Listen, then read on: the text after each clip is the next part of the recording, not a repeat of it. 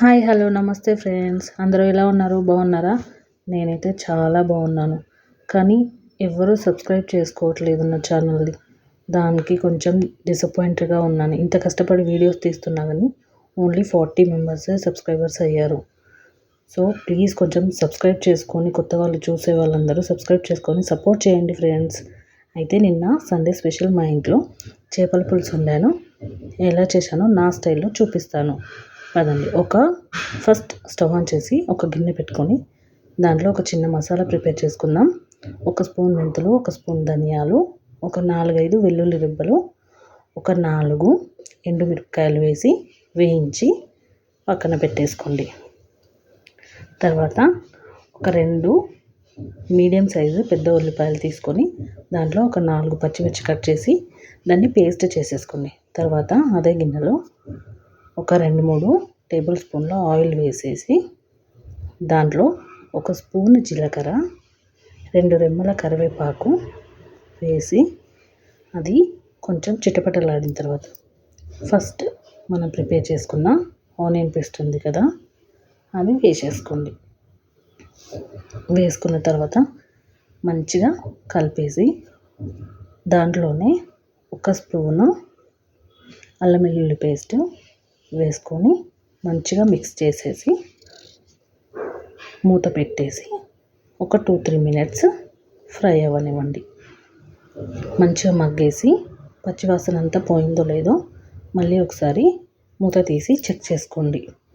పచ్చివాసన పోలేదనుకుంటే ఇంకొక 2 మినిట్స్ మంచిగా ఫ్రై చేసుకొని పచ్చివాసన అంతా పోయి ఉల్లిపాయ పేస్ట్ బాగా వేగిన తర్వాత అప్పుడు ఒక పెద్ద సైజు టమాటాని సన్నగా తరిగి పెట్టుకుని ఉంది కదా, అది వేసేసుకోండి.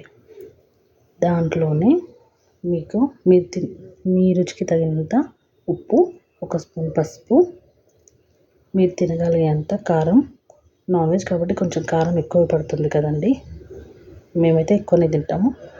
కొంచెం ఎక్కువ కారం వేసుకొని దాంట్లోనే 1 స్పూను ధనియా పౌడర్ వేసి మంచిగా అన్నీ కలిసేలాగా మిక్స్ చేసుకోండి.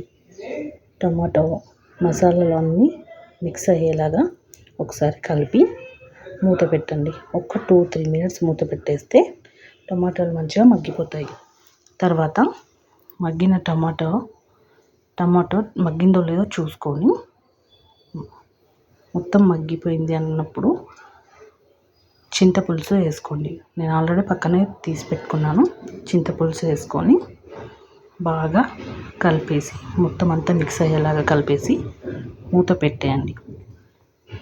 మూత పెట్టేసి ఒక 5-6 మినిట్స్లో చింతపులుసు బాగా మరిగి పైకి ఆయిల్ తేలుతుంది. అప్పుడు మీకు కావాల్సినంత పులుసుకి కావాల్సినన్ని వాటర్ వేసుకొని అందులోనే నీట్గా కడిగి పక్కన పెట్టుకున్న చేప ముక్కల్ని నీట్గా గిన్నెలో సర్దేయండి. వేసి చేప ముక్కలన్నీ వేసిన తర్వాత మెల్లిగా గరిటెతో స్లోగా కలపండి. ఎక్కువగా కలిపేస్తే చేప ముక్కలన్నీ విరిగిపోయే ఛాన్స్ ఉంటుంది. సో మెల్లిగా ఒకసారి స్లోగా తిప్పేసి మూత పెట్టేసేయండి. మూత పెట్టుకొని ఒక 5-10 మినిట్స్లో చేపలు ఈజీగానే ఉడికిపోతాయి.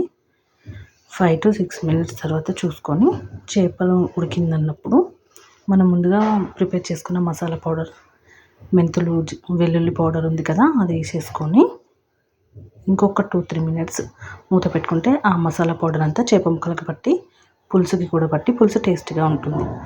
తర్వాత ఒక 2-3 మినిట్స్కి మూత తీసేసి అంతా బాగా ఉడికిందన్నప్పుడు ఆయిల్ పైకి తేలుతుంది. అప్పుడు దించే ముందు కొత్తిమీర వేసేసి మూత పెట్టి స్టవ్ ఆఫ్ చేసిన తర్వాత ఒక 15-20 మినిట్స్ తర్వాత తింటే సూపర్గా ఉంటుంది ఫ్రెండ్స్.